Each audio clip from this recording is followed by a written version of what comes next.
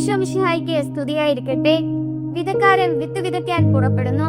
വഴിയരികിലും പാറപ്പുറത്തും മുള്ളുകൾക്കിടയിലും നല്ല മണ്ണിലും വിത്തുകൾ വീഴുന്നു.